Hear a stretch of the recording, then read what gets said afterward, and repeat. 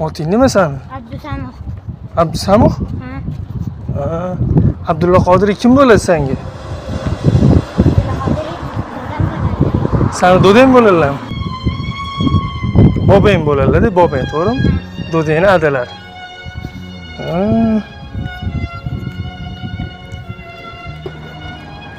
Ko'k rangda.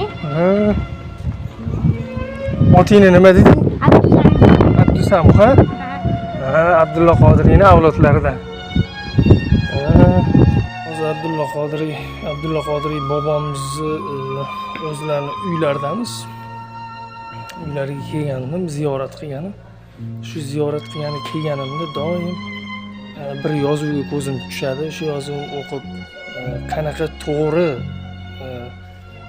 yozib ketilganligini his qilib ko'rib, sizlarga ham bir bo'lishi o'sha yozuvni ko'ringlarchi. O'zbek tili kambag'al emas, balkim o'zbek tilini kambag'al deguvchilarning o'zlari kambag'al. Ular o'z nodonliklarini o'zbek tiliga to'nkashmasinlar. Abdulla Qodiriy. Mana o'zbek tilini bilmaydiganlar uchun tagida inglizchasini ham yozib qo'yishgan. Shu Abdulla Qodiriyni uylarini ziyorat kelganimda mana shuni alohida o'qib ketaman doim. Yaramaslar bor-ku, o'zbek tilini qoralashga urinadigan, o'shalar uchun yozilganda alohida. Keyin men bu yozuvga ham juda bir diqqatinglarni qaratishinglarni xohlardim. O'zbek onasi yaqin o'rtada ikkinchi Abdulla Qodiriyni tug'masa kerak. Abdulhamid Cho'lpon deb yozilgan. Onalarimizni qanaqa bo'lish kerak? Shunaqa insonlarni dunyoga keltirish uchun. Abdulla Qodiriy bobomizni uy muzeylari, Alloh rahmat qilsin.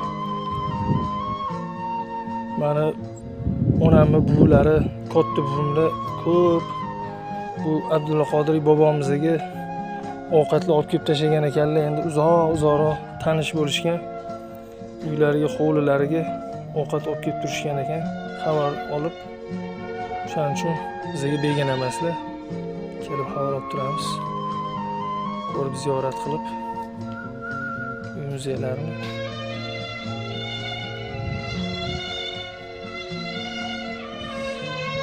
Mana shu o'zlari yashab o'tgan xonalari, xonadonlari ko'rinishi. Pardalarni qaranglar, shamollar xilpirab chiroyli manzara bo'lib turibdi.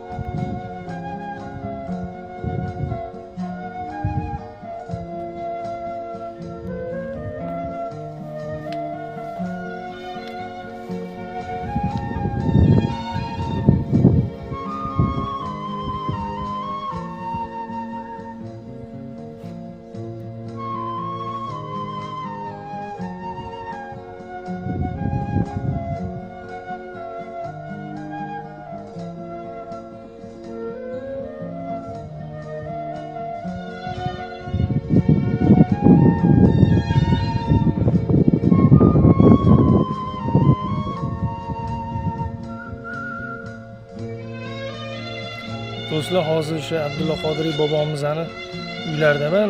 Bu yoqqa kelganimda shu asosan Chor Rossiyasiga qarshi kurashgan insonni uydamiz. O'sha narsalar hayolimga keladi.